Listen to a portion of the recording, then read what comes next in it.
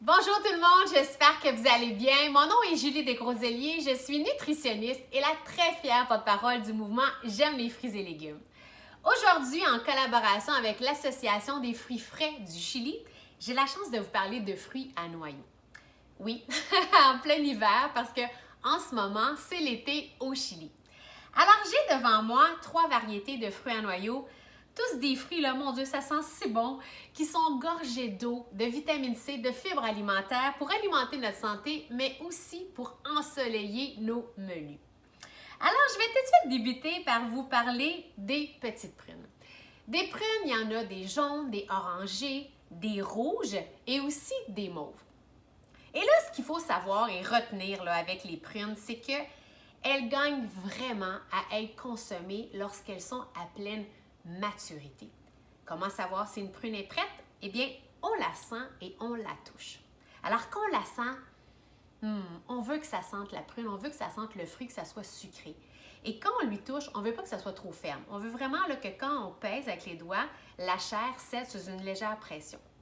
Donc, quand vous revenez du supermarché et que vos fruits à noyaux sont trop fermes, laissez-les quelques jours sur le comptoir de la cuisine et comme ça, elles vont maturer. Une fois que vos fruits à noyaux sont vraiment à votre goût, vous les placez tout simplement au frigo pour stopper le mûrissement. Autre chose à savoir, et là, je ne sais pas si vous allez bien voir, mais des fois, quand on achète des prunes, il y a une petite pellicule blanchâtre. Là, ne vous inquiétez pas, sachez que ça, c'est une cire naturelle que la prune va sécréter pour se protéger du soleil. Donc, c'est comme une espèce de bouclier de protection, donc c'est zéro dangereux pour la santé. Vous n'avez qu'à laver vos prunes, vos fruits à noyaux, tout comme on le fait pour les autres fruits avant de les consommer. Maintenant, qu'est-ce qu'on fait avec des prunes à part les croquer à belles dents comme ça? Ce que j'aime faire personnellement, c'est de les couper en cubes ou en tranches et là, de les mettre dans mes salades le midi, dans mes croustades aux fruits, faire des clafoutis, des tartes, des confitures. Et récemment, j'ai fait un petit dessert tellement le fun, super simple à préparer. J'ai coupé les prunes en tranches, je les ai fait revenir à la poêle avec du beurre, de la cassonade et j'ai déposé ça sur un yogourt nature. Toute la famille a adoré. D'ailleurs, je trouve que la cuisson, la chaleur fait ressortir davantage la saveur des fruits à noyaux, donc n'hésitez pas à les cuisiner. Ça me fait penser, j'ai aussi mangé récemment une pizza au poulet, fromage de chèvre et nectarine. Oh, c'était vraiment super bon, vous essayerez ça. Maintenant, en parlant de nectarines, on a des nectarines à chair blanche et à chair jaune. Tout comme on retrouve aussi des pêches à chair jaune et à chair blanche. Et là, la nectarine, elle, on la reconnaît vraiment par son absence de petits duvets. Hein? C'est une pelure qui est très lisse. Et là, retenez que duvet, pas duvet, ne pelez pas vos fruits à noyaux parce que la pelure cache une gamme impressionnante de nutriments, beaucoup de fibres alimentaires. Donc, essayez aussi souvent que possible de croquer à belles dents dans vos fruits à noyaux sans les peler. Des nectarines, moi j'aime bien ça dans mon griot le matin sur mon bol de céréales, mais aussi pour faire des salsas. Hein? Je coupe en petits cubes, jus de lime, un peu d'oignon vert, des fois de la coriandre pour accompagner le poisson et le poulet. C'est vraiment super bon. Comment savoir si une nectarine est prête? Eh bien là, c'est vraiment une question de goût. Saviez-vous que vous pouvez croquer dans une nectarine un peu comme on le fait avec une pomme, donc quand la nectarine est très ferme. Ou encore, on va plutôt croquer dans le fruit lorsque la chair elle est plus tendre.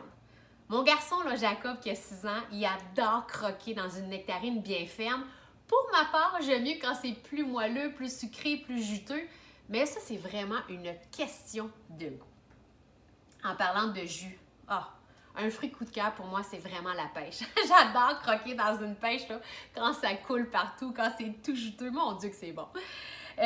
Évidemment, la pêche, hein, on la reconnaît à son petit duvet. Et là, j'ai appris qu'il y a 2 fois plus de composés antioxydants bénéfiques pour notre cœur dans la pelure de la pêche que dans la chair. Intéressant, n'est-ce pas? Donc, la pêche, oui, on peut la croquer évidemment à belles dents comme ça.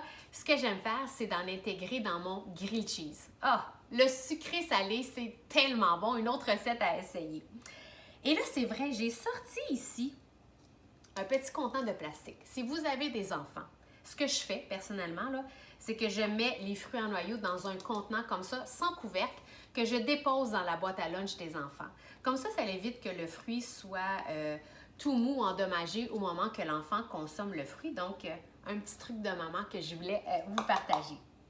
Et finalement, je vous ai développé une recette de guédilles aux crevettes, mettant en valeur des fruits à noyaux. Ici, j'ai utilisé la nectarine et la prune rouge, mais sincèrement, vous pourriez prendre le fruit à noyaux de votre choix. C'est relevé avec une mayonnaise, jus de citron, estragon. En ce moment, des recettes ensoleillées et parfumées comme ça fait vraiment du bien. Alors, si ça vous tente de l'essayer, vous allez sur le site du mouvement. Alors, j'aime les fruits et légumes.ca. Et comme toujours, je vous invite à faire des fruits et légumes les vedettes de votre alimentation pour le plaisir et la santé. Bonne journée!